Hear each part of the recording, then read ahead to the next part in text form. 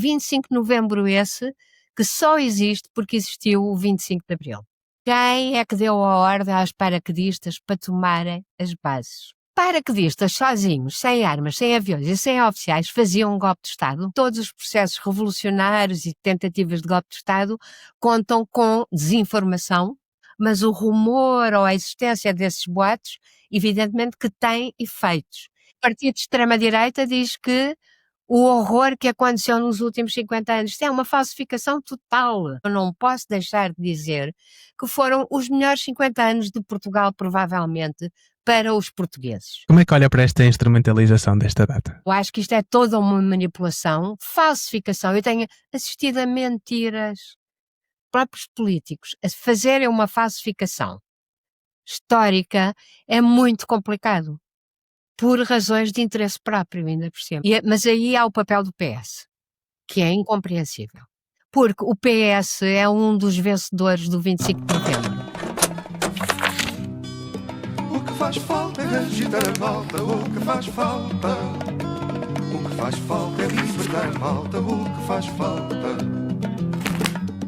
O 25 de novembro é um dia que ainda hoje cria muitos debates em Portugal. Debates, alguns muito quentes. Levanta muitas perguntas. Estaria Portugal à beira de uma guerra civil ou de uma ditadura de esquerda? Ou será que seguimos um caminho diferente, mas no fundo os mesmos poderes e interesses continuaram a controlar o país? O que é que realmente aconteceu? O que faz falta está de volta para o último episódio da primeira temporada. Chegamos aqui ao fim de uma longa caminhada de 24 episódios. Foi um prazer ter-vos desse lado a acompanhar conversas tão interessantes com diversas personalidades do país sobre temas variados.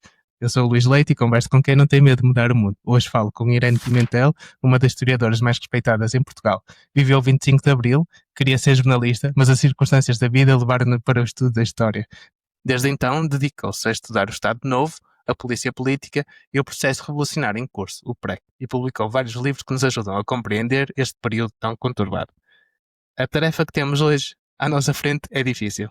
Tentar contar de forma clara e simples este marco histórico, que é uma grande confusão. O que é que se passou afinal no 25 de novembro? Quem foram os protagonistas? E como é que a investigação histórica nos ajuda a entender estes acontecimentos? Olá, obrigado por ter aceitado este convite. É um grande privilégio tê-la aqui hoje. Eu que agradeço o convite também para participar. E parabéns pelo podcast. Muito obrigado pelo elogio.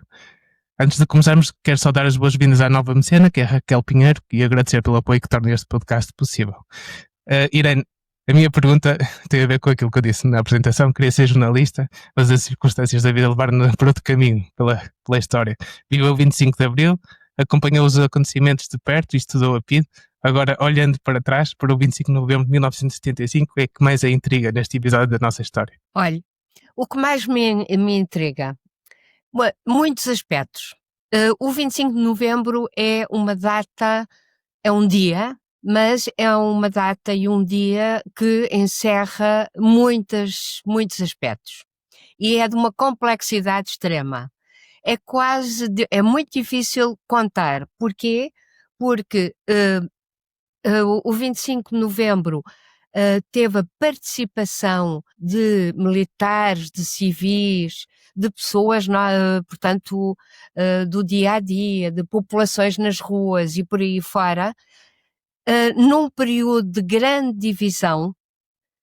Portanto, nós podemos dizer que o 25 de Abril foi uma data logo consensual, foi um golpe de Estado militar que se transforma numa crise revolucionária, com o apoio da maioria da população. Desde logo, o golpe de Estado foi referendado em 1 de maio de 1974, com o apoio, mas depois, com o tempo, e sobretudo naquele ano e meio, a situação foi-se agudizando e radicalizando. Porquê? Saíamos de uma ditadura, saíamos de um período em que havia necessidade de negociações para terminar a guerra colonial, que durou durante 13 anos, guerra colonial essa que teve imensa influência sobre os protagonistas do golpe de Estado militar, que foram oficiais das camadas intermédias das Forças Armadas, cansados com a guerra colonial, depois de terem feito várias comissões de serviço e perceberem que, provavelmente, a solução era política e não viria através da guerra. E num país, ainda por cima, numa crise petrolífera que atingiu o mundo inteiro, em 73, mas num país com uma imigração avassaladora, em que praticamente toda a juventude masculina era sacrificada nessa mesma guerra. O Orçamento Geral do Estado ia para essa guerra colonial, portanto, e era uma ditadura. Portanto, fazer aqueles 3Ds, ao pôr em prática aqueles 3Ds, descolonizar, democratizar e desenvolver, eram 3 tarefas absolutamente majestosas. Pronto, e estávamos em plena Guerra Fria, em período de ideologias muito marcadas. Hoje já não se entende tão bem isso, porque as ideologias já não estão tão demarcadas, digamos, mas na altura os vários partidos políticos que tinham acabado de sair da clandestinidade e passaram à legalidade e se formaram, outros que se formaram de novo, cada um tinha a sua ideia do que queria para Portugal, assim como os próprios portugueses a todos os níveis, a nível dos jovens, a nível dos mais velhos e por aí fora.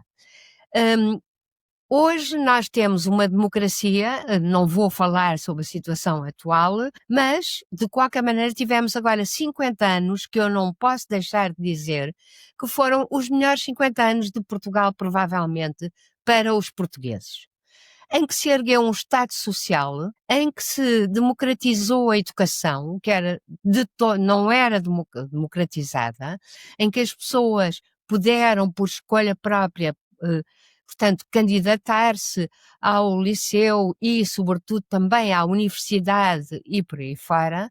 Criou-se um Estado Social com o Serviço Nacional de Saúde, democratizou-se, extinguiu-se uma quantidade de instituições do antigo regime, e isto tudo, ao fim de meses, evidentemente que a situação não era propriamente de estabilidade, até porque foram os militares que levaram a cabo o golpe de Estado de 25 de Abril, eram eles que tinham elaborado um programa, que isso é muito importante, que queriam levar a cabo, e apresentaram desde logo esse programa e conseguiram o apoio de grande parte da população e dos partidos políticos, o que não é brincadeira nenhuma. Ao mesmo tempo que tiveram que descolonizar, porque era a questão principal. Eu não vou entrar muito na questão da descolonização, que não foi perfeita, evidentemente. Eu, aliás, digo sempre, quando se culpa a imperfeita descolonização, eu digo sempre, mas isso, a culpa é do antigo regime, que demorou o tempo que demorou a não querer descolonizar e a levar a cabo uma guerra colonial. De qualquer maneira, as colónias também têm aqui um papel no próprio 25 de novembro e desde logo, em janeiro, e eu aqui passo já para 75, em janeiro de 1975, houve os acordos do Alvor para a independência de Angola. E a independência de Angola foi programada para dia 11 de novembro, fez agora há poucos dias, 50 anos, que em Angola se comemorou os 50 anos da independência. Antes já tinha havido o acordo de Lusaka, a independência de Moçambique. E também os acordos relativamente a Cabo Verde, relativamente à Guiné, mas pronto, Angola, digamos que era a joia da coroa, não é?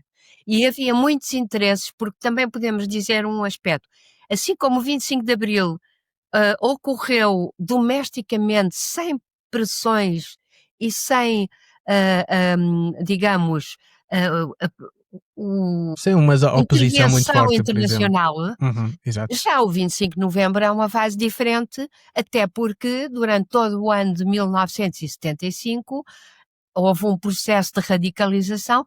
Eu já agora, ainda em 74, houve a substituição da via referendária e federalista do general Spínola, que queria um regime presidencial. Portanto, o MFA lutou bastante tempo e houve uma contenda bastante aguda também já nesse período. Houve uma tentativa de manifestação da maioria silenciosa em 28 de setembro, que foi falhada da parte de Spínola, e a partir daí ele, que era o Presidente da República e Presidente da Junta de Salvação Nacional, demitiu-se e foi substituído pelo General Costa Gomes, que era o chefe de Estado-Maior-General das Forças Armadas. Portanto, Foi nessa altura que o Primeiro-Ministro também alterou, certo? E, claro, também alterou. Havia um Primeiro-Ministro escolhido até por Spínola, que era o Palma Carlos. Também houve uma tentativa de golpe palaciano para ir contra o programa do MFA e fazer o tal regime presidencialista. Isso falha.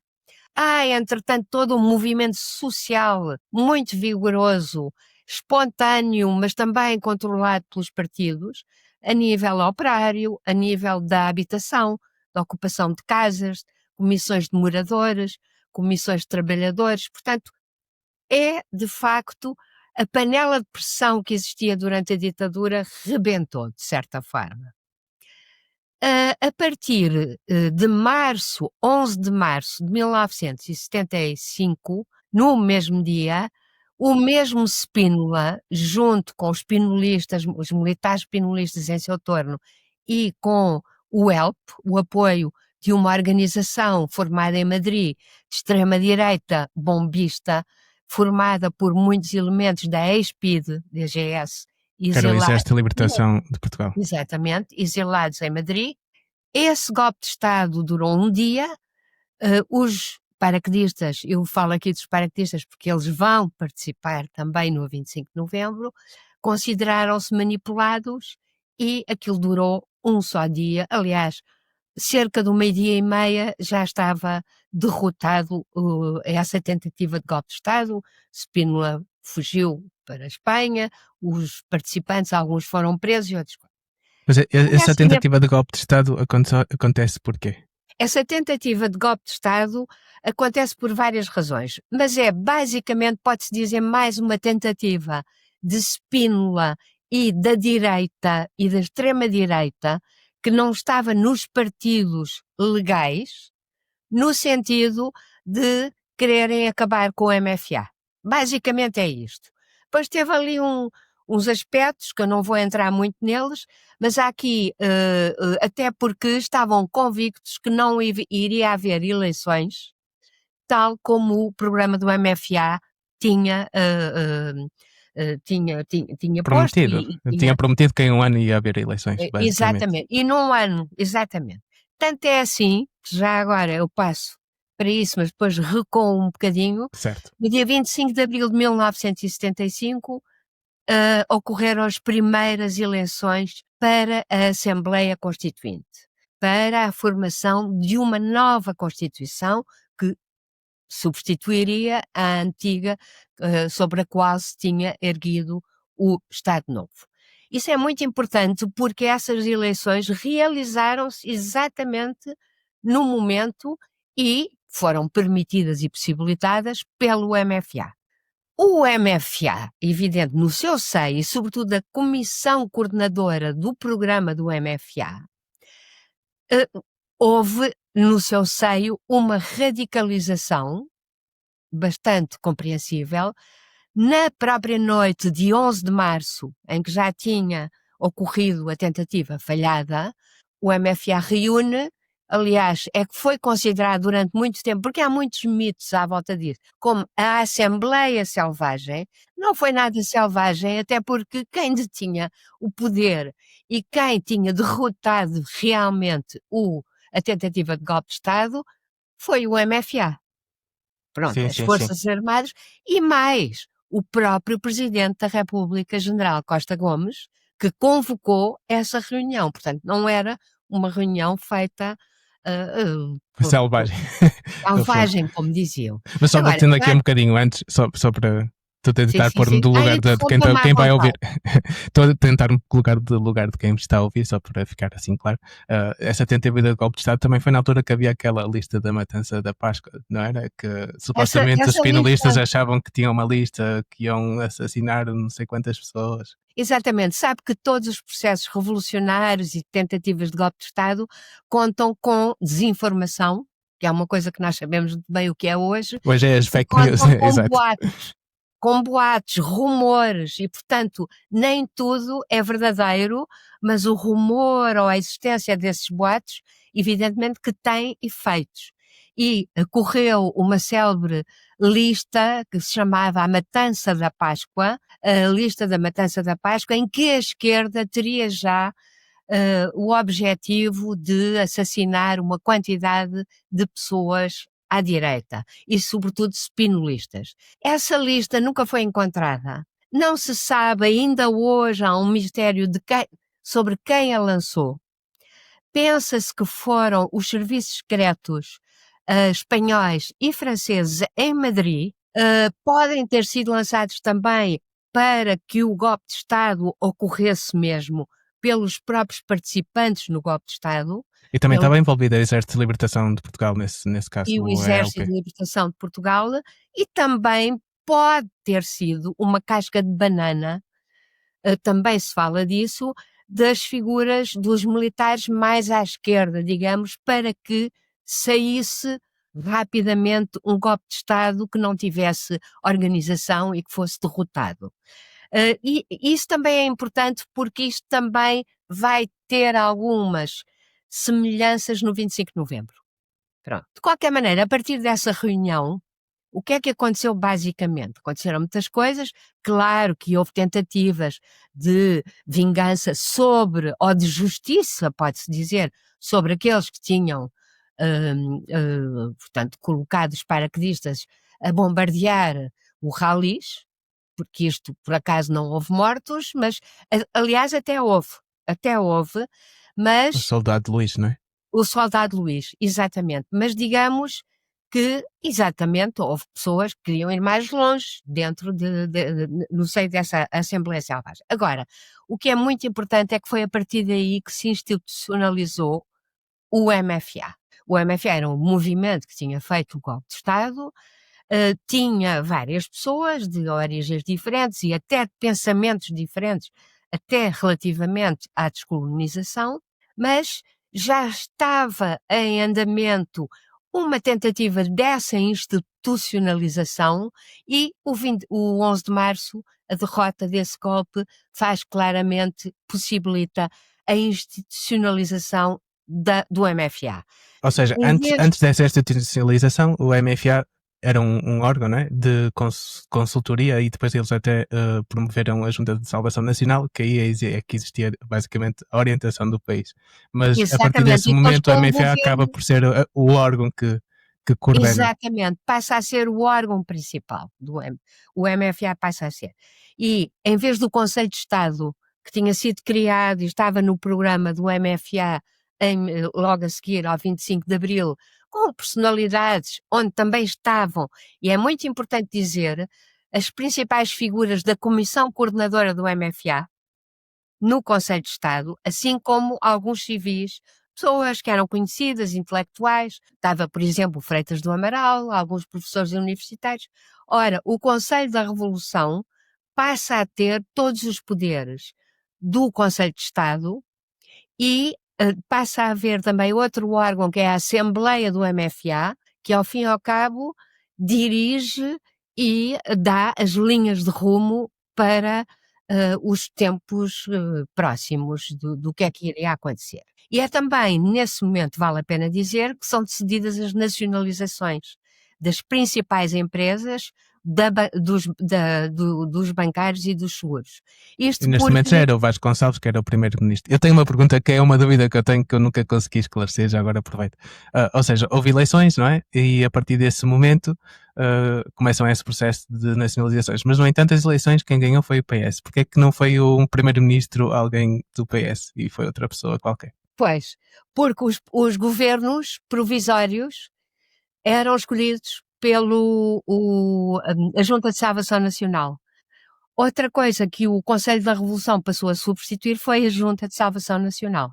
Portanto, passou a substituir, teve poderes executivos e poderes do Conselho de Estado, que eram consultivos, e também poderes de direção, digamos, de todo o processo.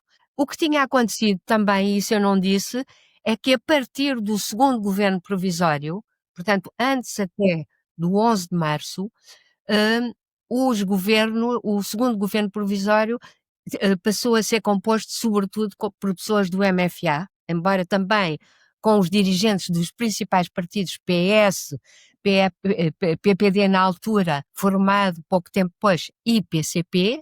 Eu não tenho certeza das datas, porque às vezes começa a ser um pouco confuso quando se lê um pouco sobre o 25 de novembro, mas houve eleições, o PS ganhou essas eleições, o PCP ficou em último lugar, e porque é que não foi um primeiro-ministro do PS? Estava no programa do MFA e houve também, logo a seguir ao 11 de março,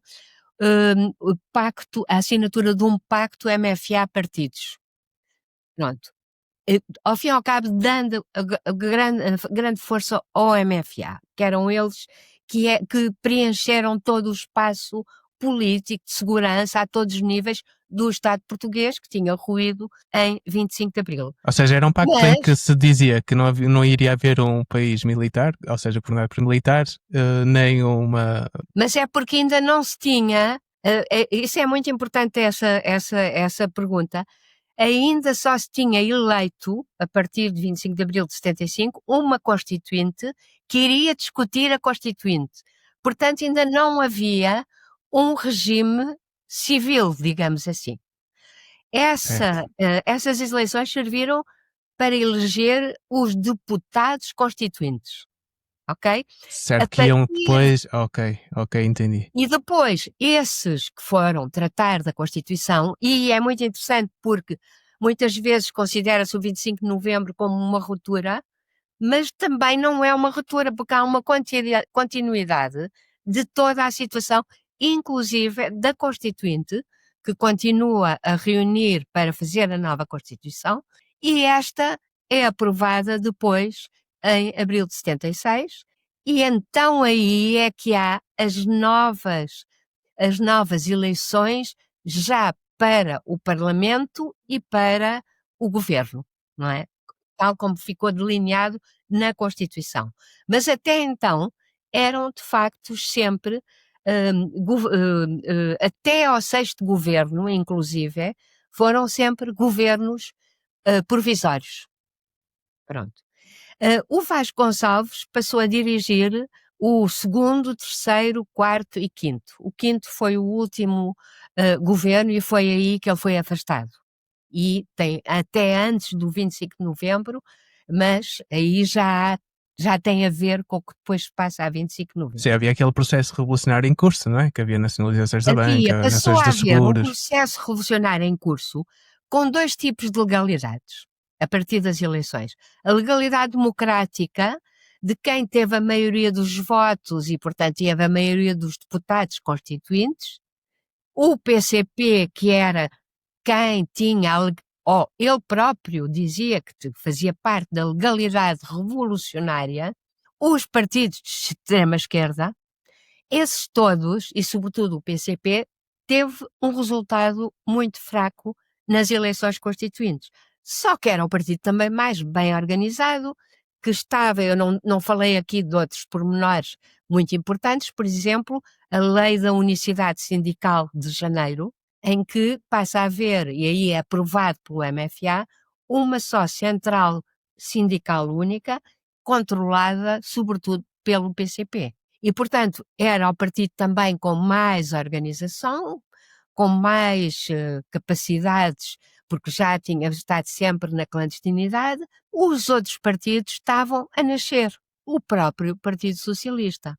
Aliás, há todo um período que é muito interessante de greves e de tomada de empresas e de patrões que fogem ou com as máquinas ou fogem com o dinheiro e nesse momento, portanto passa a haver um controle operário, e é muito curioso porque durante praticamente todo esse período o PCP é contra as greves, o PS não tanto, porque tinha de ter, digamos, tinha de ter mais militantes também, Uhum. e a extrema-esquerda, muitas vezes, ou a esquerda radical, dirigia as greves, ou lançava as greves. Essa questão da unicidade sindical desintegra um pouco a esquerda, não é? Cada um com a sua luta, a luta popular, a luta de PS do Estado Civil organizado, e o PCP queria E o que é que ter um passa a poder. haver? Passa a haver a nível, basicamente, passa a haver um PS, que é considerado na altura centro, até para muitos de direita, que é muito curioso. Mário Soares, depois do 25 de novembro, durante muito tempo foi considerado por alguns como de direita. Há também um poder muito importante que está no COPCON, que é onde estão as armas e que cuida da segurança do país. Para E quem não sabe, é só também, para ficar não, mais mas claro, tem que dizer, para quem não sabe o que é o CopCon, porque muitas vezes, pelo menos eu, quando estou a ler coisas sobre 25 de novembro, que é algo que me entusiasma há muito tempo, mas para quem não sabe o que é o CopCon, porque ouve estes nomes, são uns jargões muito militares, porque o 25 de novembro tem a ver com muitos movimentos militares, não é? Mas o que é o CopCon? E é o qual é a sua Comando importância? Operacional do Continente, que foi formada ainda em 74, porque o que é que aconteceu? A PIDE, DGS, terminou, não é? Foi extinta. A PSP não, nem a GNR, nem a PJ. Portanto, essas polícias continuaram, mas não tinham legitimidade, não eram encarados como tendo legitimidade. E a própria PSP, muitas vezes, ia para a rua e a própria população dizia fora daqui. Porquê? Porque tinham estado muito próximos do antigo regime ditatorial. Mas como havia necessidade, até porque começou logo tentativas de derrubar, digamos, o poder erguido a partir do 25 de Abril, sobretudo na extrema-direita não parlamentar, não, pronto, que cria outro tipo de coisas. Isso não se fala muito, mas é verdade que isso tudo também existiu. E, portanto, o COPCON era também uma força militar que cuidava, digamos, do que se dizia na altura, da democracia saída do 25 de Abril a caminho do socialismo. E quem dirigia o COPCON tinha um poder enorme, até porque já o tinha tido, porque foi o operacional e o programador do 25 de Abril, Hotel Saraiva de Carvalho. Portanto, e Hotel Saraiva de Carvalho, porque muitos destes militares foram evoluindo politicamente, eles não tinham grandes pensamentos políticos. Na Marinha havia mais, mas no Sim, o Exército. Hotel outros disse em entrevistas que depois até foi candidato à presidência, mas que foi algo que ele não tinha bases Ele próprio políticas. disse, exatamente. E, por exemplo, ele ia à Suécia e disse: Eu quero que em Portugal haja um regime como a Suécia. Ora, é um regime social-democrata, exatamente como nós temos depois, não é?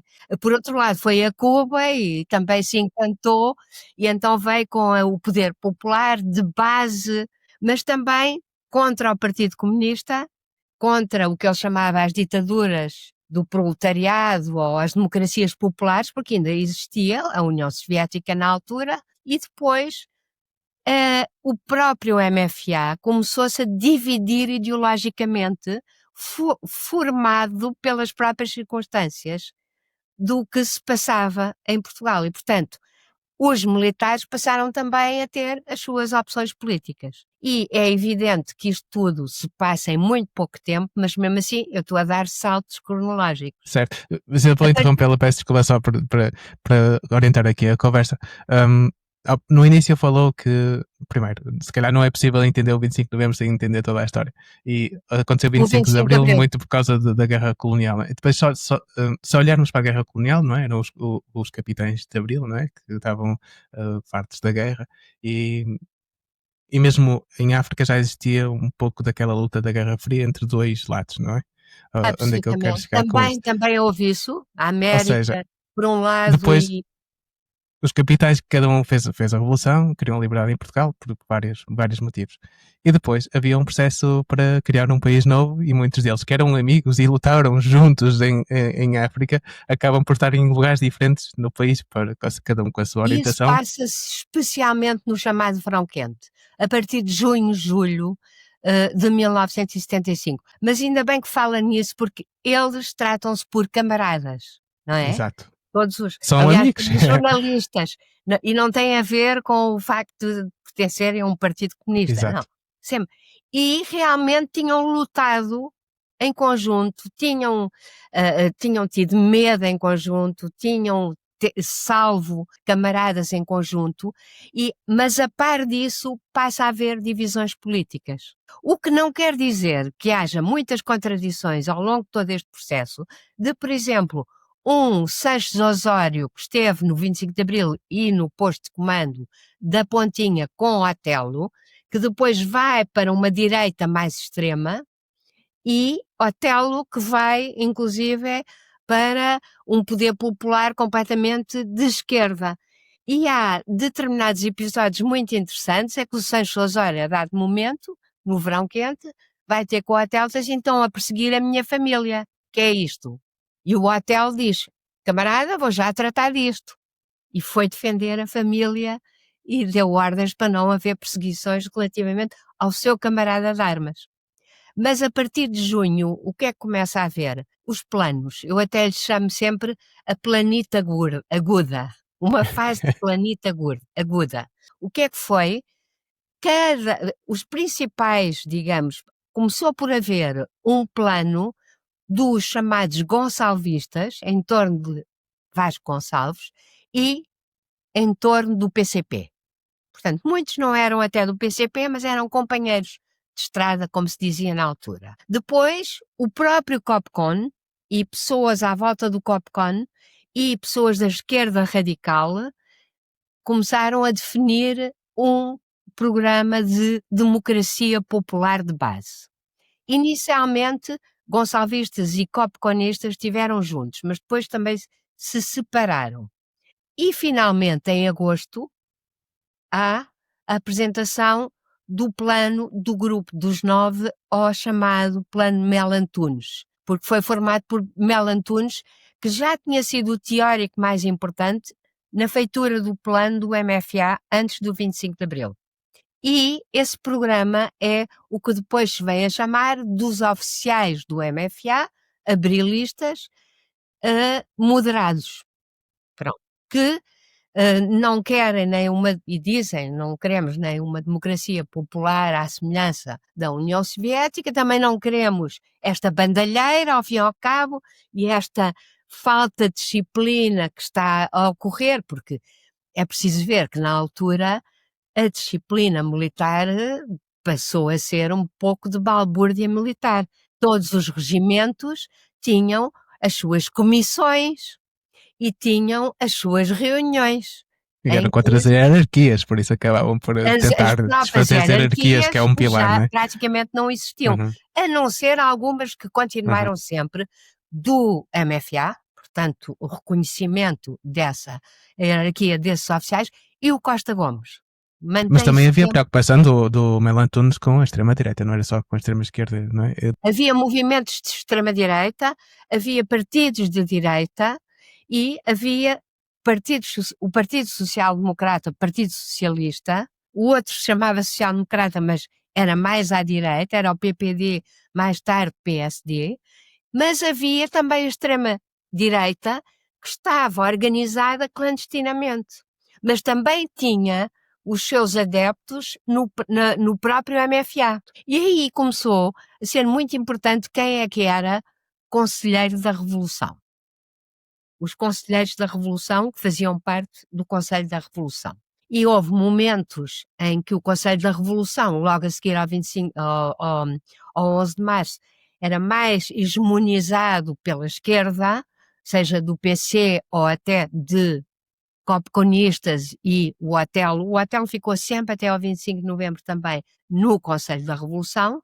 Os partidos também passaram a degladiar-se entre eles, e sobretudo PS e PCP, sobretudo depois das eleições de abril, e a nível popular as pessoas estavam todas divididas, inclusive no seio da família, cada um com as suas ideologias e as suas alternativas para o país. O que é que acontece? E eu aqui só posso dar alguns episódios, porque foram tantos, que mesmo nós, os historiadores, a primeira coisa que temos que fazer é uma cronologia. E diária, e a nível de horas, o que é que se passou no dia tal, às horas tal, da parte de quem? Do MFA, dos partidos políticos, das comissões de base, da extrema-esquerda, da esquerda, do Partido Socialista, para não falar depois os outros todos que estavam clandestinos. E começa a haver uma tentativa, e o 25 de novembro é isso, de resolver, digamos, a hegemonia no seio do MFA. E há uma reunião muito, muito importante em setembro, aliás, no dia 2 de setembro, foram convocadas assembleias consoante, portanto, assembleias do MFA, que eram elas que depois escolheriam o Conselho da Revolução, ou a nova composição do Conselho da Revolução. Essas reuniões ocorreram em Tancos e, por isso, há quem lhe chame o pronunciamento de Tancos. A primeira reunião foi do Exército, porque foi por ramos militares, e aí, claramente, o Grupo dos 9 hegemonizou essa Assembleia. E nessa altura o Vasconcelos ainda era primeiro-ministro e uma das razões que queriam era retirar... E uma das coisas que nessa Assembleia, hegemonizando, exigem mesmo que Costa Gomes demita como primeiro-ministro Vasconcelos. O PS e o PSD, entretanto, depois das eleições, passaram também a fazer manifestações de rua, como o PCP, passaram a ter também muito apoio. Houve uma manifestação que dizia, do PS, que dizia o povo não está com a MFA, que foi a primeira vez em que, digamos, que o PS se separou do MFA e, sobretudo, daquele MFA e do gonçalvismo, e exigiu também a Costa Gomes, escrevendo-lhe uma carta, para que demitisse Vasconcelos. E essas reuniões de Tancos são muito importantes, porque depois há a reunião da Força Aérea, tradicionalmente mais à direita, que não fere essa hegemonia do Grupo dos 9, depois ainda há a Marinha, mas compareceram muito poucos. A Marinha era tradicionalmente mais à esquerda e ligada aos gonçalvistas. Claro que em todos os ramos havia gonçalvistas, oportunistas do Grupo dos 9, mas o que aconteceu também nessa fase é que todas as regiões militares passam também a apoiar o Grupo dos 9, ou seja, quase todas. Vou só dar o exemplo: o Norte tinha havido Corvacho, que foi de esquerda, e Gonçalvista, que foi substituído por Pires Veloso, bastante mais à direita. O Xarais, que era de Coimbra, portanto da região militar centro, adere ao Grupo dos 9. O Pesará Correia, da região militar sul, adere ao Grupo dos 9. E também o país está dividido. E ainda não falámos disso. Havia uma espécie de um paralelo, que era o paralelo de Rio Maior. O país já é minúsculo, mas este paralelo dividia o país de norte a sul. Um norte muito mais conservador e contra as forças de esquerda, onde se assistia, também com o apoio da Igreja Católica, a tomadas de sedes do PCP, invasão, e também da esquerda radical.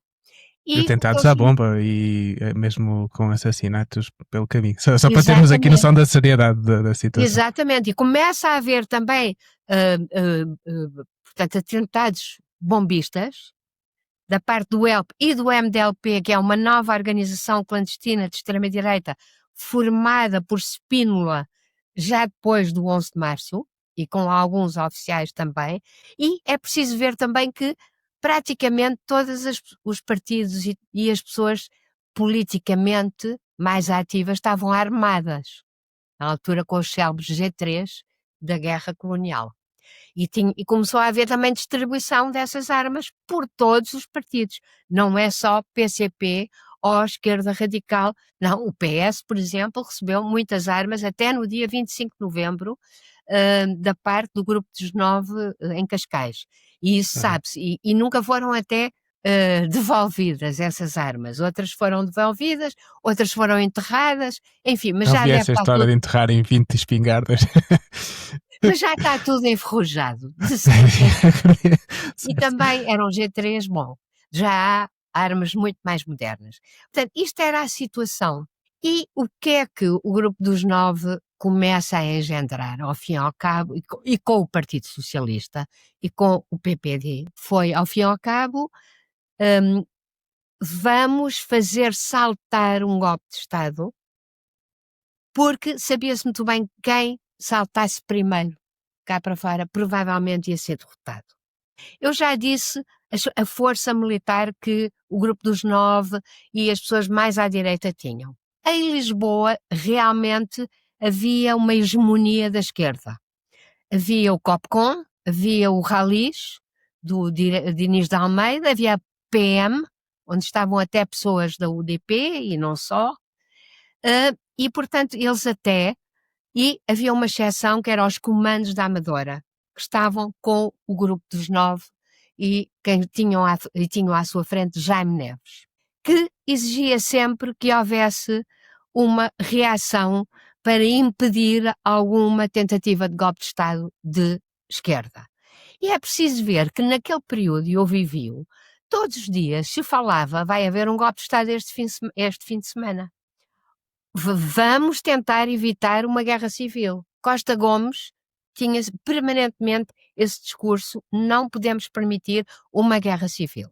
E para isso não podem estar desunidos os elementos do MFA. A partir de setembro, o Conselho da Revolução passou a ser hegemonizado pelos elementos moderados dos 9. Ficaram só 2 gonçalvistas importantes, o Martins Guerreiro da Marinha e também da Marinha Rosa Coutinho. Começa a haver provocações de ambos os lados, mas sobretudo do lado do grupo dos 9 e também mais à direita do grupo dos 9. A Força Aérea, por exemplo, e agora vamos entrar mais propriamente no 25 de novembro, a Força Aérea praticamente esteve sempre mais do lado da direita. E os paraquedistas tinham sido já manipulados no 11 de março. O que começou a haver foi uma grande divisão Ou seja, os paraquedistas era mais à esquerda. Havia sobretudo mais à esquerda nos paraquedistas os sargentos e muitos soldados. E o que é que e as provocações são sobretudo no seio dos paraquedistas.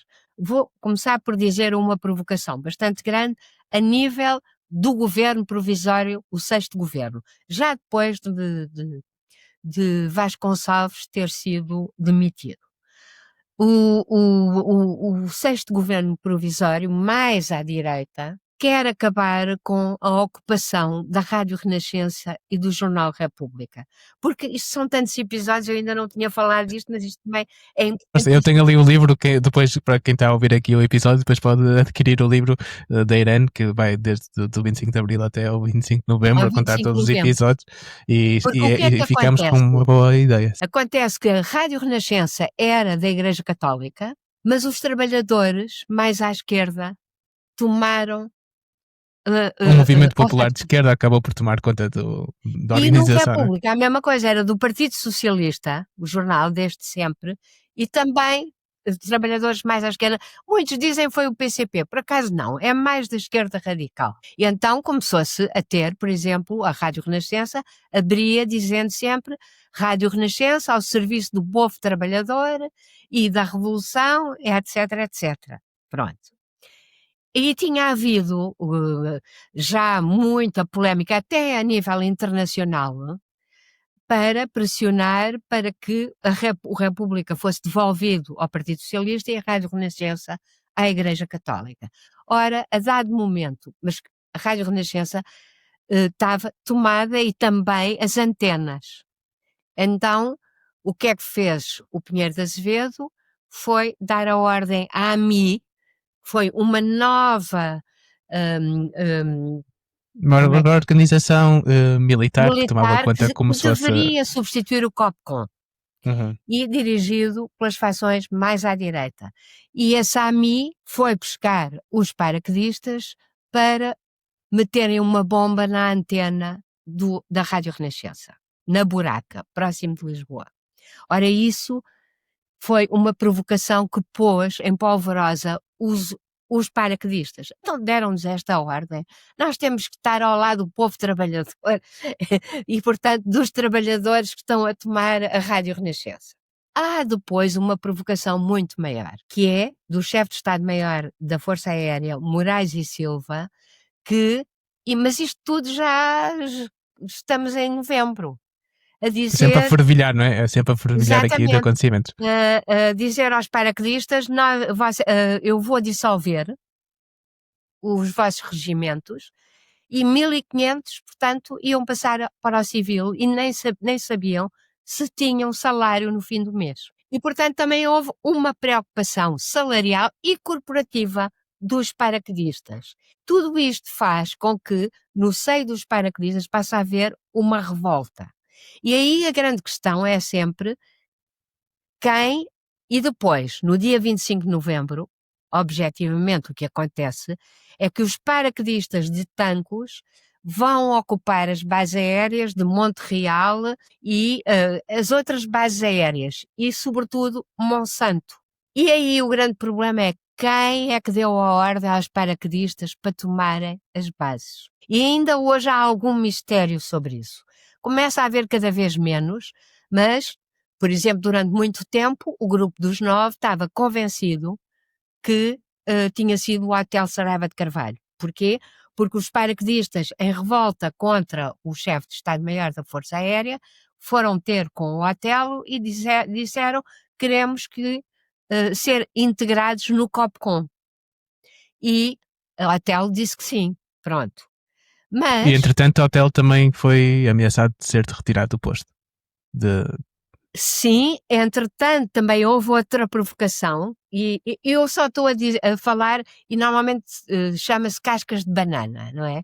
Para que os outros saiam. Umas armadilhas. E depois há uma grande, esta do Moraes e Silva é importantíssima. Outra coisa que o Moraes e Silva fez é desviou as armas, os aviões e os oficiais para a base aérea de Cortegaça e, de repente, nas outras bases, não só os paraquedistas ficaram só com os seus sargentos, soldados e sargentos, um ou outro oficial mais à esquerda que ficou, mas sem armas e sem aviões. Ou seja, é quase como evitando, ou seja, está toda a gente em precaução, não é? Evitando o golpe de Estado dos dois lados. Então, eles afastaram os aviões para o norte. E o próprio Vasco Lourenço diz que realmente também foi uma provocação. O Conselho da Revolução e Costa Gomes decidem que é Vasco Lourenço que vai passar a dirigir a região militar de Lisboa e a substituir Otelo nessa região, porque Otelo não era só o chefe do COPCOM, era o chefe da região militar de Lisboa. Por isso chamavam, e havia a hegemonia da esquerda em Lisboa, chamavam do outro lado a Comuna de Lisboa. Pronto. Entretanto, isto passa a ser também outra provocação. Porquê? Porque o Otelo começa por aceitar Vasco Lourenço, vai ao COPCOM darem a informação a dizer que foi substituído por Vasco Lourenço e no COPCOM dizem nem pensar. E vamos já apoiar os paraquedistas e por aí fora. Mas chegou a dizer que os meus homens não vão aceitar isto. Um deles diz os paraquedistas não vão aceitar isso. Outro diz cheira-me a golpada. Isto são as várias coisas. Que pode ter, inclusive, este cheira-me a golpada é dito pelo Tomé, que era da UDP e, portanto, era o comandante adjunto da Polícia Militar, mas dizem sobretudo ao hotel, não aceites essa substituição, nós não vamos deixar. Começa a haver onde a esquerda tinha mais importância nos vários regimentos e começa a haver abaixo-assinados para apoiar o hotel, etc. Ou seja, é como se fosse um jogo de xadrez em que se estão a movimentar as peças. No fundo, a esquerda que tinha o poder militar na região sul, onde havia nacionalizações, ocupações, a reforma agrária, acaba por começar a perder essas posições? Sobretudo há uma coisa, é porque Otelo, que é forçado, digamos, a atuar da parte da esquerda, porque contra o grupo dos nove, e não sei, que está todo reunido numa reunião do Conselho da Revolução em Belém, dirigido por Costa Gomes, e essa reunião também é muito importante porque dura praticamente das 4 da manhã durante todo o 25 de novembro. Nesta altura, nos relatos que me está a contar, já estamos no dia 25 de novembro. Já estamos, só um pormenor, no dia 24 ainda, o que é que acontece? Em Rio Maior, que é o tal paralelo, a população faz barricadas para dividir o país de norte a sul. Mas a população vai a Belém, ou digamos os dirigentes que montaram as barricadas, e encontram-se com Vasco Lourenço e não sei se foi Sousa e Castro também, do Conselho da Revolução e do lado dos moderados, e eles dizem desfaçam essas barricadas, e essas barricadas foram desfeitas. Mas está a ver que as provocações, porque do outro lado estão a fazer barricadas, pronto, todos Certo, sim. achavam, pronto. E o que é que faz o Otelo? O Otelo vai para casa. Isso é muito importante. Até a pontos que, muito mais tarde e depois, houve grandes zangas entre as pessoas que apoiavam o Otelo porque consideraram que ele traiu. Mas ele o que fez, eu acho que foi fundamental, foi não atuou. Ele diz que estava a ser perseguido, algo assim do género. Havia uma história assim, que nesse dia estava a ser perseguido por alguém com armas. Não, isso é outra figura, é o Costa Martins. O Costa Martins, que era da Força Aérea, mas que era gonçalvista, e portanto que Costa Gomes e o Grupo dos Nove até pensavam que podia ter dado a ordem aos paraquedistas, o Costa Gomes diz, o senhor agora vai para Monsanto, ao Costa Martins, e diz aos paraquedistas para imediatamente eles desmobilizarem, eu vou fazer com que a vontade de Moraes e Silva, do chefe de Estado-Maior da Força Aérea, não vá para a frente e vocês continuam como unidade, mas passam a ser dirigidos por mim. E diz ao Costa Martins para dizer isto. E que se vocês não desmobilizarem, então nós vamos intervir. E há aqui duas figuras que se coloca sempre. Quem é que deu ordem aos paraquedistas? Otelo? Durante muito tempo o Grupo dos Nove pensou que sim. Penso que não. Também é complicado porque ele já faleceu. Por outro lado, Otelo disse muitas vezes uma coisa e o seu contrário. Portanto, e há também testemunhos que consideram que ele teve uma influência. Mas eu acho que foi muito importante essa atitude. E durante praticamente toda a noite, desde a madrugada até para aí ao meio-dia, até ser chamado múltiplas vezes por Costa Gomes a Belém, quando ele finalmente acorda, não sabemos se ele foi dormir, quando se telefonava para lá, a mulher dizia que ele estava a descansar. Mas às 4 da tarde, ele realmente vai para Belém. Contra o que queria o Copcom e os seus, digamos, os seus mais próximos. E, portanto, rende-se, ao fim e ao cabo. Eu fico impedido de agir se tivesse alguma ligação, no fundo está impedido de agir, de dar ordens, né? Se realmente tivesse alguma função. O chefe, que podia ser chefe de alguma coisa, de uma insubordinação ou de uma sublevação ou até de um golpe de Estado, não existiu. E todos os outros ficaram no maior dos caos. Depois, há outra teoria. Não, o que aconteceu, e é o que vai ser festejado na Assembleia da República no dia 25, o que aconteceu foi que o Partido Comunista, os gonçalvistas e a extrema-esquerda quis fazer um golpe de Estado que em boa hora foi travado pelo Grupo dos Nove em Belém, pelos comandos da Amadora, dirigidos por Ramalhianes, que era o grupo militar que realmente tinha sido planificado pelo Grupo dos Nove.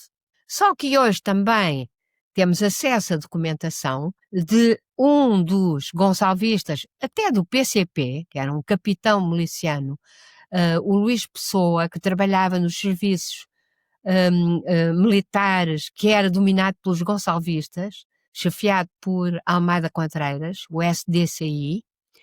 Ele conta mais tarde, e hoje a documentação foi entregue primeiro ao Pesar à Correia e depois mais tarde ao Vasco Lourenço. Saiu agora um livro do Vasco Lourenço que eu ainda não tenho, eu não sei se está lá o documento todo, mas basicamente o que conta ao Luís Pessoa é que de madrugada o Jaime Serra, que era o dirigente máximo do setor militar do Partido Comunista, telefona a esse Luís Pessoa, dizer, olha, tudo o que nós planificamos está na hora de mobilizar. O que é que ele queria dizer com isso? Mobilizar os paraquedistas? Estou eu a pôr a pergunta. E evidentemente que as sedes do PCP estava tudo em alerta máxima, com militantes lá dentro, muitos. Mas também havia movimentos populares do PCP que também estavam prontos para atuar, com barricadas e pessoas com armas, como disse, havia pessoas com armas, não é? E que inclusive foram ao ralis, alguns, cercaram e dizem, deem-nos armas, que a gente defende-vos. Em Almada, no Forte de Almada, a mesma coisa, que quem dirigia era o comandante do era também do Copcom e, portanto, muito próximo do hotel, que não deu armas. No ralis também não houve distribuição de armas. Houve sim da parte ianista e do Grupo dos Nove ao Partido Socialista e a outros. Portanto, aqui ninguém é inocente. Mas eu queria só deixar claro que essa narrativa do golpe de Estado do PCP também não é uma narrativa correta e verdadeira. Porque se de madrugada, de facto, há essa ordem que é dada ao Luís Pessoa para mobilizar as hostes, que devia ser os paraquedistas, para tomarem as bases, pouco tempo depois, e aqui as horas é que são complicadas, mas digamos já depois do meio-dia, o Luís Pessoa recebe uma nova chamada do Jaime Serra, dizendo desmobilize tudo. Pronto. E é esta desmobilização que faz com que muitos digam houve um avanço e um recuo do PCP. Mas também há outros aspectos aqui, e realmente há ainda um episódio muito interessante, quando Jaime Serra diz isso a Luís Pessoa, e o Luís Pessoa diz, não, eu ainda há pouco recebi a ordem contrária. Afinal, quem é que está a dar a verdadeira ordem? Porque mesmo o PCP não é homogéneo. As pessoas todas não estavam todas do mesmo lado. E ele estava preparado para atuar, o Luís Pessoa diz, continua a atuar, e o Jaime Serra diz, então eu vou-lhe passar aqui uma pessoa que está ao meu lado. Quem era Álvaro Cunhal, que diz ao Luís Pessoa, o senhor quer uma guerra civil? O Luís Pessoa diz que não, então imediatamente desmobiliza tudo. Houve também durante o dia uma reunião entre Mel Antunes do Grupo dos Nove e Álvaro Cunhal, foi sempre negada por Álvaro Cunhal, mas eu conheci a pessoa dona da casa que abriu a porta aos dois, pronto, que era o Nuno Bertoró dos Santos, e ele diz que realmente a reunião aconteceu. E ele depois diz, então não foste a ouvir? E ele diz, não, claro que não. Foi tomar banho, foi ler um livro e depois esperou até que acabasse. Enquanto os senhores discutiam o futuro do país. Há uma figura muito importante também no meio disto tudo, e eu ainda falei pouco, é Costa Gomes. Costa Gomes não só manteve o Conselho da Revolução em Belém para que ninguém atuasse muito, foi a dado momento informado que havia de facto um plano militar do Grupo dos Nove e acabou por dar a ordem, mas ao mesmo tempo também telefonou para Álvaro Cunhal, fez Otelo vir, convocou também as pessoas da PM e, sobretudo, telefonou para a Intersindical para não mobilizar as pessoas dos sindicatos e, portanto, teve também aqui um papel e depois dá, de facto, a possibilidade ao Grupo dos Nove e ao seu plano militar. Que basicamente o que é? É desalojar os ocupantes paraquedistas da base de Monsanto. E isto foi ainda feito no dia 25 de novembro, portanto, no fim do dia tinha acabado. Costa Gomes também, às 4h30, depois de falar com o Cunhal e com o Otelo, eu penso-se que ele teve a garantia também do Cunhal que não ia, pronto, que ia haver. Se houvesse avanço, daí desmobilizar, não havia mobilização, a intersindical, e ele institui o estado de sítio, que depois dura algum tempo, a partir Mas das só na 4. zona de Lisboa, acho, certo? Era só na zona Sim, de Lisboa. exatamente. E entretanto, o Mário Soares e outras pessoas tinham fugido, porque ia haver uma guerra civil, Exatamente, não é? porque isto há outros episódios muito complicados. O grupo dos 9, e dentro desse grupo, sobretudo Jaime Neves, que não é um teórico, mas dirigia os comandos, sugeriu, vamos, portanto, a Assembleia Constituinte, os partidos, tudo isso deve ir para o norte, onde estava Pires Veloso, que dirigia as coisas, e vão ser E os protegidos. aviões também, não é? E os aviões todos, não é? Da Força Aérea, que Os podiam aviões que bombardear estavam na quartéis. Cortegaça, mas que também, justamente, começaram também a atuar. E no norte.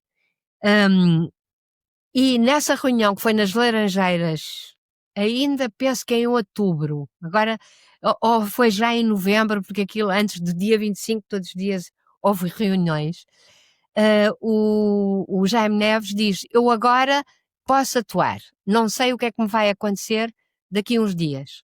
Portanto, vamos atuar já, vai tudo para o norte e deixamos a Comuna de Lisboa sozinha e nós encarregamos disso. Se for necessário, virá o Salgueiro Maia de Santarém e os aviões, esperamos aviões para bombardear. Portanto, isto podia ter sido uma coisa muito complicada.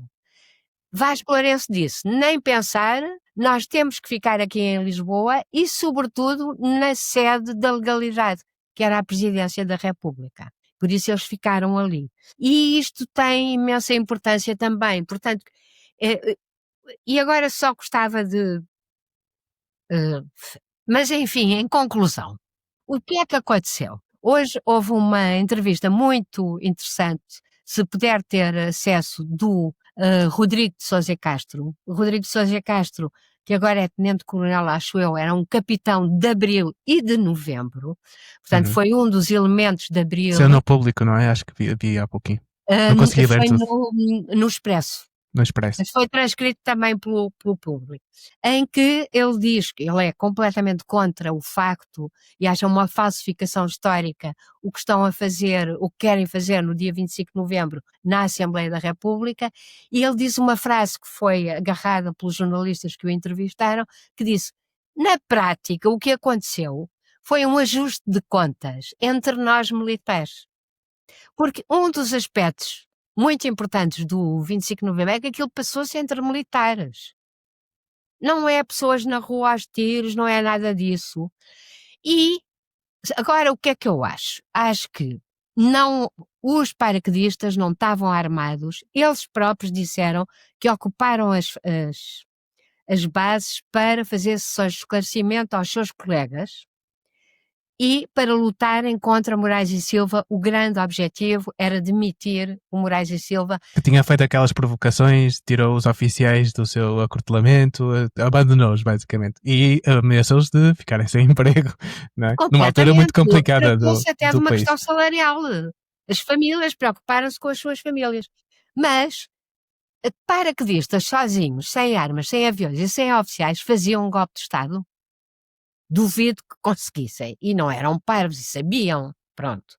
Por outro lado, o PCP, aliás, há um testemunho que eu gosto muito de António Ramos, que ele já faleceu, era um spinolista, muito próximo, aliás, participou no 11 de março, muito próximo de Spínola, que é entrevistado mais tarde, e ele diz, assim como nos lançaram a matança da Páscoa e outras cascas de banana para nós sairmos a 11 de março, nós e outros, e o grupo dos 9, lançou cascas de banana para a esquerda militar, ao fim e ao cabo, sair e ser derrotada. Porque o grande objetivo do grupo dos 9 foi acabar com o COPCOM e com o SDCI. E foi isso, basicamente, o que aconteceu. E prender. Aí já há intervenção no seio do grupo dos 9, uns que são a favor, outros que não são. Vasco Lourenço, por exemplo, mais tarde diz que não sabia que iam prender os seus camaradas, lá está. E antes, por outro lado, diz, mas eu ouvi um boato que o Otelo no COPCOM, no dia 27 de novembro, já iria repostar e, portanto, fomos prendê-los. Pronto. E, Eu tenho uma história da minha família que alguém era alferes e estava num quartel. Eu não sei explicar bem a história, sinceramente, mas que no dia 28 ou 29 foi detido e ele nem sabia porque era uma pois, grande porque confusão. provavelmente fazia parte ou da PM, ou do COPCOM, ou daqueles regimentos onde houve prisões da esquerda militar. E estiveram até algum tempo presos. Alguns foram expulsos, depois houve uma comissão que dizem que também aldrabou um pouco os acontecimentos, uma comissão do 25 de novembro, e, por exemplo, houve episódios que ainda hoje mesmo, que é sexta-feira, sai o Expresso, não só há essa entrevista, como há, também aconselho, um artigo muito interessante com entrevistas aos elementos da Associação de Comandos, que foi formada naquele momento. E o que é que foi? Foi que o próprio Jaime Neves e companhia mobilizaram comandos que tinham estado nas colónias e que estavam de regresso, outros já estavam na vida civil, fizeram uma associação para os organizar e para eles também participarem numa possível portanto, contra insurreição ou contra golpe. E o que é certo é que 200 desses homens estiveram, já estavam nos civis, armaram-nos de novo com uniformes e participaram com os comandos da Amadora. E vem também hoje.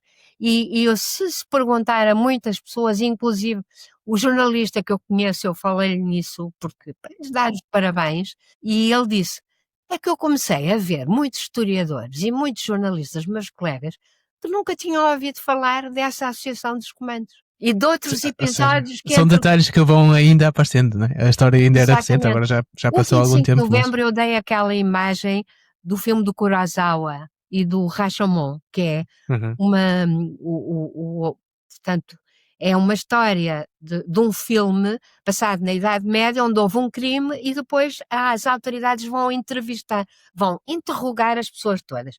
E cada um diz a sua coisa, muitas vezes contraditória com a outra, mas não quer dizer que tenham mentido, porque cada um viu do sítio onde estava, não é? O que quer, e depois também há aquilo que não se quis dizer, mas eu acho que vai haver agora vários livros, estes 50 anos já estão a ser cruciais, já saíram muitos livros, e vai haver também de um colega meu que investigou a cronologia toda e também traz novos dados. E como é que, ou seja, cada um conta a sua história e como historiadora, como é que nós depois dividimos os factos para encontrar, se calhar não existe uma verdade, mas para encontrar aquilo que Há aconteceu exatamente. há várias verdades, meias verdades, há mentiras.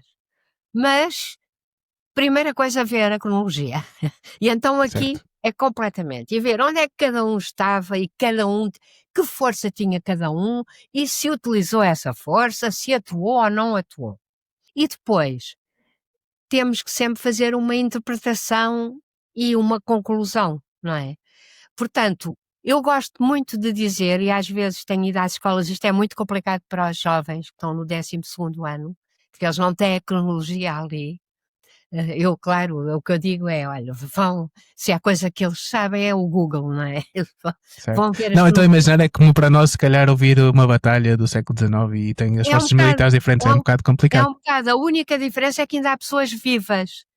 E, portanto, no dia 24 e 25 vai haver na Gulbenkian, organizada pela Comissão das Comemorações do 25 de Abril, uma conferência com os últimos testemunhos de oficiais, de grupos novos, dos vários. Vai o Durão Clemente, por exemplo, que às 7 horas tinha ocupado a RTP e diz temos que, pronto, que era do lado da esquerda e do PCP, a arangar as As massas forças populares, populares. até que de repente aquilo desaparece, nós ainda vemos ele a dizer, estão-me a dizer que eu vou sair do ar, e passa a haver um filme porque a Filme de emissão passa a comédia. ser do norte.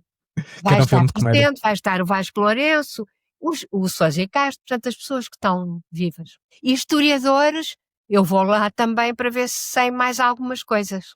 É claro, Mas, não perde essa curiosidade de saber nós mais depois sobre a temos história. que problematizar isto. E aí também conta, por exemplo, o lado internacional da questão. Porque se o 25 de Abril não tem influência nenhuma internacional ou exógena, é tudo a nível de Portugal, a partir do verão quente, claro que os dois blocos estão interessados no que se passa, a União Soviética, mas há, durante todo desse período de 75, uma détente. Há a Conferência de Helsínquia. Portanto, há negociações entre os dois blocos. E hoje sabe-se também que o interesse da União Soviética era muito mais com Angola. E eu nunca mais falei de Angola e falei há pouco Sim, dos falámos no acordos de início, é Alba. verdade. Certo. Em 11 de novembro, digamos que, sobretudo, o PCP, o que estava interessado, e também a União Soviética, é que a independência de Angola fosse para a frente com o MPLA. Pronto. Mas não sei se estou errado, mas o Melo Antunes foi uma das pessoas que ajudou a descolonização de Angola e ao mesmo tempo estava no grupo dos 9, ou seja, porque é que havia essa... É que, sabe, muita gente também diz uma coisa que não é verdadeira. O 25 de novembro foi, entre os militares, entre a esquerda e a direita. Mas também não é bem assim. Pois foi, entre as esquerdas. É que todos eram de esquerda. Pronto, e o que aconteceu? Talvez Jaime Neves, claro que Pires Veloso, havia pessoas mais à direita, mas o grupo dos 9, aquele núcleo dos 9, praticamente é tudo gente que fez o 25 de Abril e tanto que era mais próxima do PS, pronto. E que votou numa Constituição Socialista, não é? E que depois deixa a Constituição e mantém-se. E também há aqui dois aspectos. O PREC, isso é outra coisa muito simplista que se diz. O PREC acabou em 25 de novembro. O PREC já estava a acabar antes, nomeadamente com o pronunciamento de Tancos e as reuniões, as assembleias. E as movimentações das peças do grupo dos sabia-se lugares de posição. Nenhum processo revolucionário dura eternamente. Sabia-se que as coisas não iam durar eternamente daquela forma. Por outro lado, o PCP também sabia que a União Soviética não queria uma Cuba na Europa. Estava mais interessada na questão de Angola. E o que aconteceu foi que o Grupo dos 9, Costa Gomes, Melo Antunes, negociaram com o PCP, dizer agora vai-se integrar, não tente mais nada, vai-se integrar no jogo democrático constitucional, porque o PCP também tinha deputados que estavam, muito importantes aliás, na feitura da Constituição. E no dia 27 de novembro, Melo Antunes vai à RTP e diz: temos de contar com todos os partidos políticos no processo da construção do socialismo. Nem se falava em democracia. Toda a gente falava em socialismo, até o PPD, na altura. E disse, o PCP, conta-se com o PCP e todos os partidos à sua esquerda. E isso foi uma coisa fundamental, porque a direita extrema e a esquerda e a extrema-direita também tiveram aqui a ver se aproveitavam, mas não fizeram nada. É por isso que Vasconcelos, Lourenço, diz, mas vão comemorar a direita e a extrema-direita vai comemorar o quê em 25 de novembro? Sim, eu também penso o mesmo, não estou aqui a dar a minha opinião. Foram derrotados. Exato. Ou seja, nós podemos dizer que quem foi derrotado foi a extrema-esquerda e até o PCP ganhou porque não foi legitimado e teve um processo legal. E porque continuou. E mesmo essas organizações de extrema-esquerda, pronto. E também na extrema-esquerda havia muitos grupos e houve grupos de extrema-esquerda que apoiaram o grupo dos 9, porque não gostavam também do PCP e temiam uma tomada do poder do PCP. Portanto, chamava do social fascismo. Isto não é nada assim. homogéneo, está a ver? Não é nada homogéneo. E o que aconteceu foi, de facto, o início do regresso aos quartéis dos militares. Isso pode-se dizer isso. Mas, por exemplo, as nacionalizações continuaram, pois. É compreensível, na altura o capital estava a fugir do país, de alguma coisa. Não, acho que nessas fases é fundamental que se segure esse capital. Eu não disse há pouco, mas foram os bancários, as comissões, porque havia comissões em todo lado, que na sequência do 11 de março se dirigiram ao MFA e disseram: temos que nacionalizar tem de ser nacionalizada a banca, porque está todo o dinheiro a ir-se embora. Era uma Podemos fazer forma. uma comparação com os países ex-comunistas em que quando caíram os regimes, fugiu o capital todo, porque não é? Nessa altura Mas não. aí ainda foi pior, porque na passagem para o capitalismo houve gente que Exato, sim. tinha o poder naquelas empresas petrolíferas e que continua a ter, mas privadamente. Exatamente, certo. É por isso. Eu queria lhe perguntar, Sim, sim. se uma vez que vamos celebrar o 25 de novembro de forma oficial, se é justa esta equiparação da data com o 25 de abril, que capitulou uma ditadura de 40 anos. Se a equiparação de uma com a outra, se é realmente justa. Não é nada justa. O 25 de Abril é a data fundadora, é a origem disto tudo, que abriu a possibilidade para várias possibilidades de regime em Portugal, derrotou uma ditadura e descolonizou. O 25 de Novembro é um dos episódios, tal como o 11 de Março, tal como o próprio 28 de Setembro, que decorrem do 25 de Abril. E em que houve alguns episódios que foram os pinolistas que foram derrotados, aqui realmente a extrema-esquerda. Mas de facto é isso.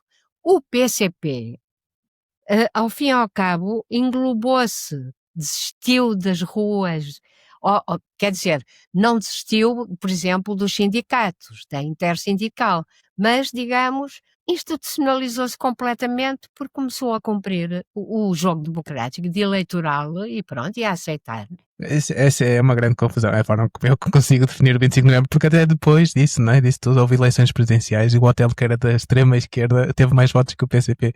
Ou Pois seja, teve, também pois teve, acabou por não ser exatamente. assim tão derrotado, não é? Não, é isso mesmo. É porque depois eles foram presos, mas depois vieram cá para fora. E depois, pronto, houve derivas. O hotel mais tarde tem uma deriva com as FPs 25, mas isso já é outra história. E é preso nessa altura. Mas justamente, e porque tudo o que estava programado realiza-se. Ao fim e ao cabo, talvez o Conselho da Revolução não quisesse, e isso também diz hoje o Rodrigo Sousa Castro, em 82 houve uma reformulação da Constituição e o Conselho da Revolução terminou. Pronto. Em O 82. regime ficou completamente civil. E aí percebe-se, até como eles ainda falam, alguns deles do Grupo 9, há uma mágoa da parte deles. Porque, de certa forma, eles nunca mais subiram também na hierarquia. Outros que não participaram em nada disto, nem no 25 de Abril, nem no 25 de Novembro, pelo contrário, subiram na hierarquia militar. Portanto, há ali também.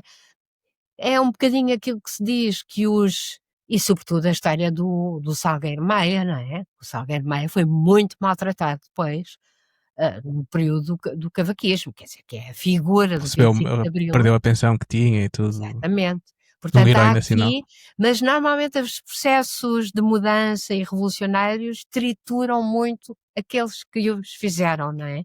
Felizmente aqui não houve grandes mortes nem nada dessas coisas. Houve algumas mortes. Mas 4 do apesar de 25 tudo, foi um processo mais ou menos. e não houve guerra civil. Mas Esta, acha mesmo que corremos o risco de entrar numa guerra eu civil? acho que não. Também fazem a pergunta, é um bocadinho difícil responder a esta questão, não é? Porque há muitos fatores que podia dar para o torto. Se houvesse muitos mortos, por exemplo, na PM, quando os comandos foram invadir a PM, não, mas rapidamente aquilo também, os tiros acabaram. Portanto, eu acho que houve muita sensatez ao mesmo tempo, sabe? E o Rodrigo de Sousa Castro disse que não estivemos à beira da guerra civil. Ele recusa isso. A minha colega que estudou mais do que eu todo este processo, porque eu sou mais do Estado Novo, a Inácia Rezola, que é presidente da Comissão para as Comemorações do 25 de Abril, ela também diz que não estivemos. Havia perigos, claro, mas a guerra civil não esteve assim tão perto como se diz muitas vezes. E sobretudo como agora se está a dizer num determinado lado. Como é que olha para esta instrumentalização desta data? Eu acho que é lamentável, é por razões políticas. A direita teve sempre foi órfã de ter as suas datas. O 25 de Abril nunca foi uma data muito de todos os portugueses, também de direita. Aí, de certa forma, à esquerda, e eu até estou mais aí, tomou um bocadinho o 25 de Abril como refém. Isto é nosso. É um golpe antifascista, uma revolução depois também que derrubou um governo que se pode chamar fascista ou não. De inspiração era, pronto, pelo menos isso. Podemos ter essa. Exatamente. Agora, eu, por exemplo, eu acho que isto é toda uma manipulação, falsificação. Eu tenho assistido a mentiras, fabricações de coisas, pessoas que confundem tudo, políticos vão à televisão para defender, a dizer, sim, porque é preciso ver.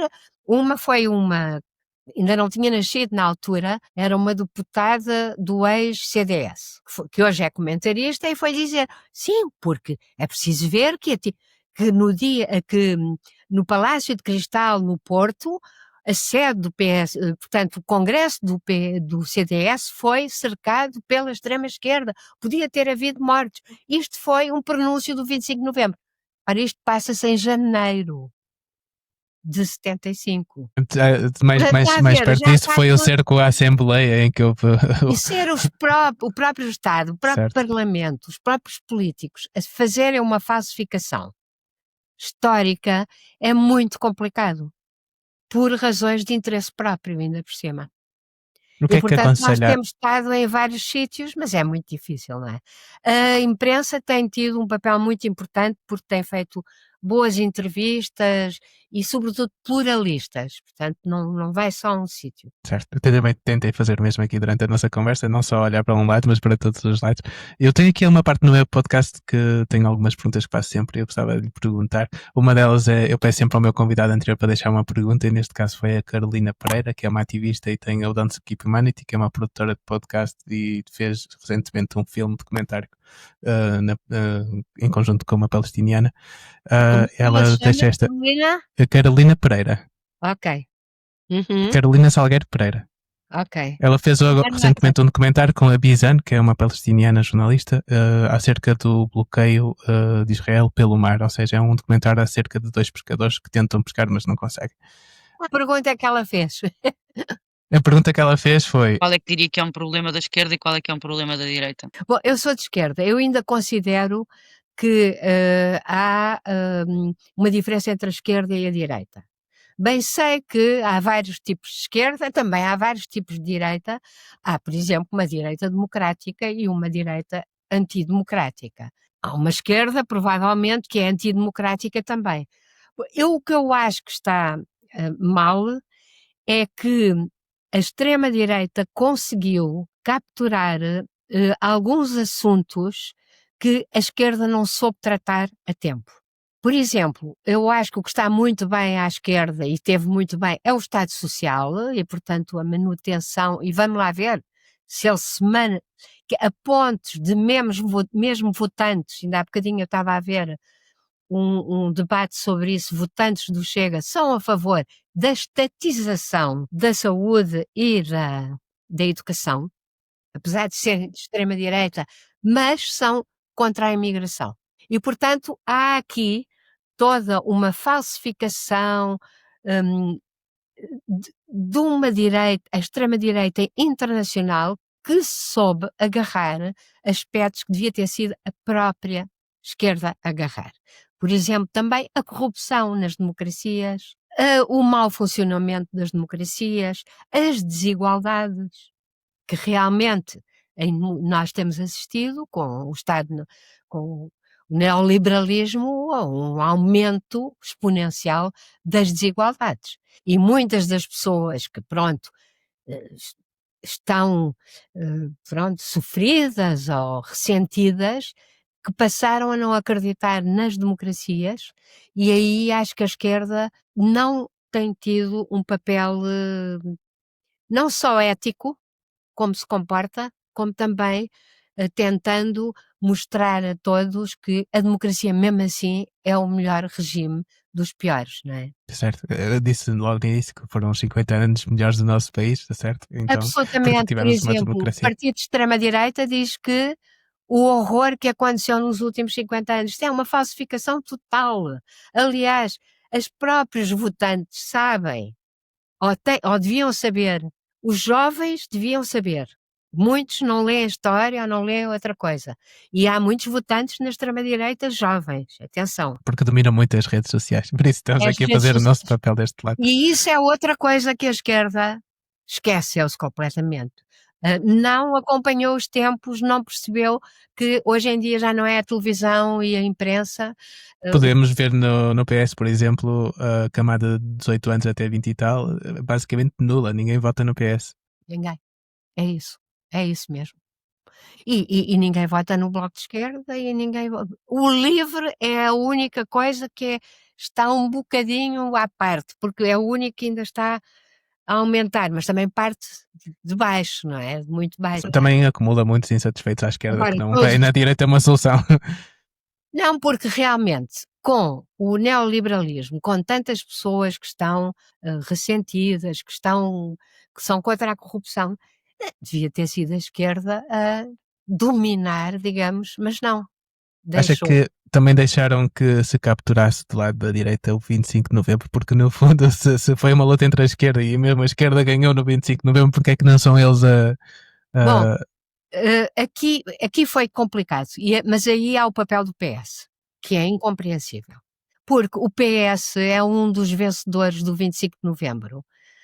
Foi um dos que negociou até com o Partido Trabalhista Britânico, o alemão, tudo isso, apoio no caso de haver um golpe de Estado, tal, negociou com e neste momento há uma vergonha no PS,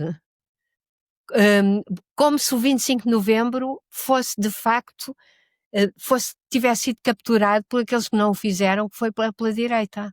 Que é incrível, porque eu acho que Mário Soares, se estivesse vivo, provavelmente teria outra atitude, porque o PS devia estar também a comemorar o 25 de novembro, à sua maneira. Agora já vão, não neste vão. caso acho que apenas o PCP é que disse que não ia participar nas celebrações. Não, mas é porque o PS também não vai comemorar esta festa, digamos, esta comemoração. Vai é comemorar por ele próprio. Mas foi agora que decidiram, já deviam ter pensado nisto, porque desde o ano passado já houve esta comemoração nos 49 anos. Os 50 anos de 25 de Abril, 49 de 25. Com as eleições, com a direita, portanto, a dominar todo o espaço, até mediático, muito, mas sobretudo a Assembleia da República e o Governo, era previsível, não é? Esse tempo está a passar muito rápido. Tenho aqui, já passou uma hora. Já passou uma hora e meia. É verdade. Eu acho que pelo menos ficou esclarecido aqui muitas questões e foi claro, pelo menos para mim, seguir a cronologia. Só não falamos do cerco do Parlamento e da greve. Pois, isso foi outro episódio, repara. É que Portugal também é pioneiro em muitas coisas. Foi em 61 na tomada do Paquete de Santa Maria. No primeiro desvio de avião da TAP, também em 1961. E o cerco ao Parlamento. pelos Os trabalhadores da construção civil. Pronto. E o primeiro Parlamento a fazer uma greve, não é? O Governo fez a greve. Isso é outra pioneirice. Um Governo, já em novembro, aliás fez esta semana, acho que foi no dia 19 de novembro, eles mostraram, e vem o Pinheiro de Azevedo, o sexto Governo, é porque eu chateia-me de ser sequestrado, chateia-me de continuar. É quando ele diz estas coisas assim, um pouco, e realmente o PPD na altura e o PS fizeram greve. O Governo fez greve. Eu queria lhe perguntar também, para as pessoas comuns que estão a ouvir este episódio, que querem saber mais sobre o assunto, ficarem mais clarificados, o que é que aconselha que façam? Que leiam, há muita coisa online, mas que leiam sobretudo as coisas da Comissão para as comemorações do 25 de Abril, porque esta comissão, que é constituída por uma historiadora, teve também o âmbito de comemorar o 25, ou de lembrar o 25 de novembro. Porque o próprio Yanes, aqui há uns tempos, disse uma frase que eu acho lapidar. Ele disse, e ele foi muito importante por 25 de novembro, ele disse, as datas fraturantes não são comemoráveis. têm de ser estudadas, analisadas e historicizadas, ou tem de se fazer a sua história. E é isso que, ao fim e ao cabo, se deve fazer. Há agora muitos livros, aconselho a ler dos elementos do Grupo dos Nove, também alguns já tinham escrito o Sousa Castro, o Vasco Lourenço, o Ianes, curiosamente, não quer fazer as suas memórias. E há ainda ali aspectos, pronto. Mas hoje em dia é considerado a figura intocável, até a todos os níveis, não é? E os livros que têm saído. Agora vai sair um livro do Ricardo Noronha, que eu acho que vai ser muito interessante e que vai sair esta semana. Não sei como é que se vai chamar, mas é sobre o 25 de novembro. Há um livro de um jornalista que também se chama Uma Breve História do 25 de Uma breve novembro. história de sim. Ouvi um Vale a podcast pena do ler. Expresso também sobre o assunto. Vale a pena ler. Há um artigo do Expresso que justamente faz uma coletânea dos livros que as pessoas podem ler sobre isto. Também citam o meu livro, mas Sim. há uma Está publicidade. ali, por acaso, acho que está ali. Mas Em cima. falam desse livro que é muito interessante, eu li. A própria Inácia Rezola apresentou esta semana o seu livro que se chama Revolução, e que é desde o 25 de novembro até ao do 25 de abril ao 25 de novembro, e portanto agora há de facto muita coisa. E vamos ver agora a semana que vem se há novidades. Vamos ver as surpresas que vão acontecer. Eu costumo pedir para me deixar uma pergunta para o próximo convidado, mas como é o último episódio da primeira temporada, vou-lhe pedir que deixe uma pergunta para a minha audiência, para quem está a ouvir. Que pergunta é que gostaria de fazer? Eu gostaria muito que tivesse acrescentado alguma coisa à compreensão do 25 de novembro. 25 de novembro esse que só existe porque existiu o 25 de abril. Portanto, é um dos acontecimentos gerados pelo 25 de abril. E que continuem a estudar e a ler sobre o assunto, porque acho que é fundamental a história, saber e sobretudo a nossa história recente, até, eu não vou dizer aquela frase que toda a gente diz e que é verdadeira, para não repetir, não é? Os aspectos maus, mas eu acho que sobretudo conhecer a história ensina-nos por onde é que não devemos ir. Muito mais do que por onde é que vamos, é muito mais por aí não devemos ir. Eu tenho estudado a PI, tenho estudado também a Segunda Guerra Mundial, tenho estudado tantas coisas interessantes de ler. O que é que ainda mantém motivada para saber mais sobre a história? Bom, eu estou mais ou menos reformada, mas eu acho que é uma curiosidade, sabe que todo o historiador, e quando nos encontramos entre nós, e também entre os jornalistas de políticos e da história recente, nós dizemos, no fundo, nós somos uns escovilheiros. e uns bisbilhoteiros. Temos uma enorme curiosidade. Mas, sobretudo, eu acho que é muito importante porque nós não nascemos hoje. E houve antecedentes e somos o que também já nos deixaram para trás. Portanto, saber o que foi o passado é muito importante. E para o futuro, o que é que faz falta? Para o futuro faz falta maior interesse na leitura, no conhecimento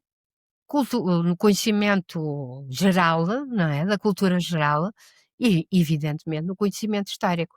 E já agora da filosofia também, porque ajuda-nos muito a pensar. Pensamento crítico. Exatamente. Não engolir o que nos querem fazer engolir. Pensarmos por nós próprios. E é tão bom pensar que não é um sacrifício. Acho que, pronto, chegámos aqui ao fim. Acho que ficamos com uma história pelo menos mais clara sobre o que aconteceu 25 de novembro. Foi um prazer falar consigo, sou grande fã. Para mim também foi um prazer, gostei muito. E a continuação de um bom trabalho. Muito obrigado. E assim chegamos ao fim deste episódio. Se chegaste até aqui, muito obrigado. O que faz falta é um projeto totalmente independente, não tem patrocinadores e só existe porque tu ouves. Se queres que continue, espreita a descrição, há formas muito simples de ajudar. Mas há algo ainda mais essencial, não fiques refém dos algoritmos. Subscreve a newsletter para receberes cada novo episódio sem distrações no teu e-mail. É lá que nos encontramos, sem depender de terceiros. E claro, podes deixar um gosto, comentar e partilhar. Pode parecer pouco, mas cada interação faz com que esta mensagem chegue cada vez mais longe.